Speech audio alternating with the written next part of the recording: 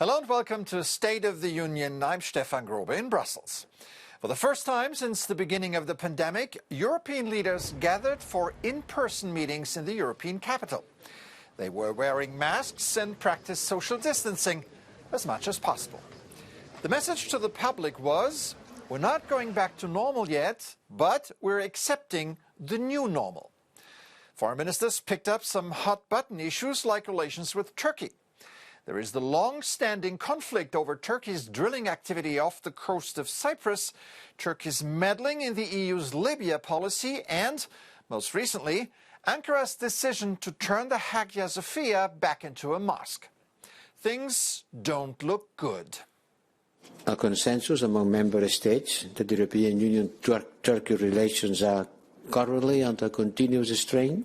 The Turkish unilateral actions, in particular in the Eastern Mediterranean, which run counter to EU interests, to the sovereign rights of European Union member states, and to international law, must come to an end.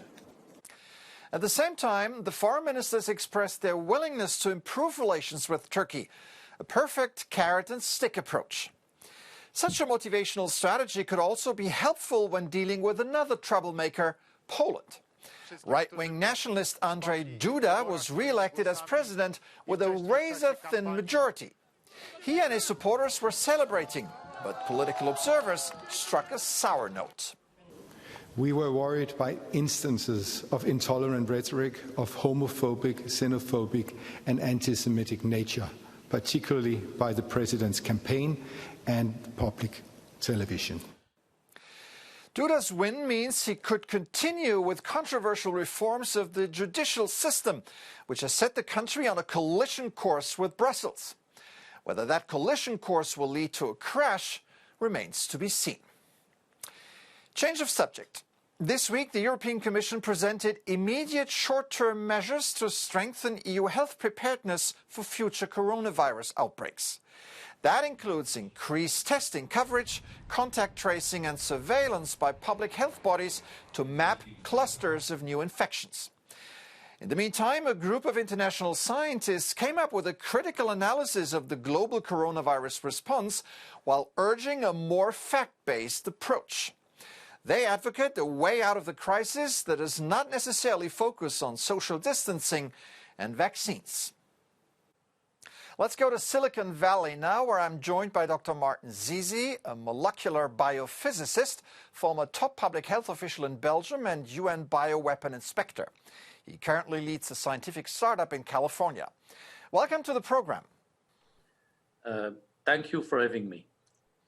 Now, you're the lead author of a report on the pandemic that critically analyzes governments with regard to their coronavirus response and also the media. What is your main point?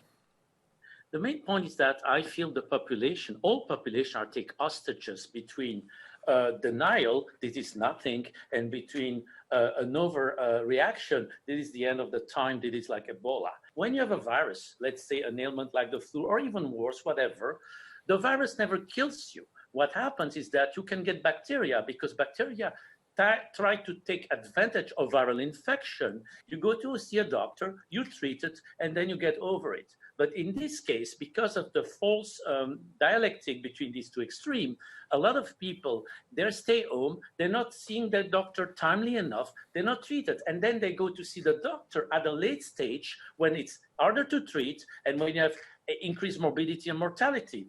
You're saying in your report that authorities did what they could based on a misleading set of information. What do you mean by that, and what should they have done differently? They chose a model of catastrophe based on a kind of Ebola scenario, and this is not Ebola. So the mortality rate they fed in the model is way too high. And what strikes me is that after 8 months, they didn't correct their model. And the public data are available to reiterate this model, and the mortality rate is probably 5 to 10 times less than it is, and you have to feed back into the loop, because until you can assess the reality of the risk, you cannot allocate time, resource, and money.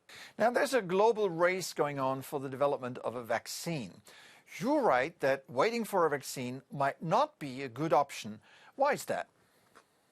Well, I'm all for vaccine. You know, vaccine against this type of virus, which is a cousin of the common cold, if it was possible, the last 60 years we have done it. So essentially, a vaccine against this virus is not technically probably possible. It would be effective 40% at best. But this is not a reason not to do it, because it's better than nothing. But then we shouldn't always put our egg in the basket of the vaccine, because people being infected and not sick, they contribute to immunity. And I've heard too many people discarding what we call herd immunity. So vaccine and herd immunity are not like an opposing choice. They're both equally needed. All right, very interesting, Dr. Martin Zizi. Thank you so much for your insights and good talking to you. I thank you for having me. While the coronavirus seems to be under control in Europe, it still pretty much determines our public life. This was clear this week at the annual celebration of France's National Day. A drastically scaled-down ceremony lacking the usual display of the country's military might. Instead, France celebrated the heroes of our time: doctors, nurses, and medical caregivers, a rare moment of raw emotions. This was followed by the more traditional, but no less spectacular flyover in the Paris sky. France being France, pandemic or not.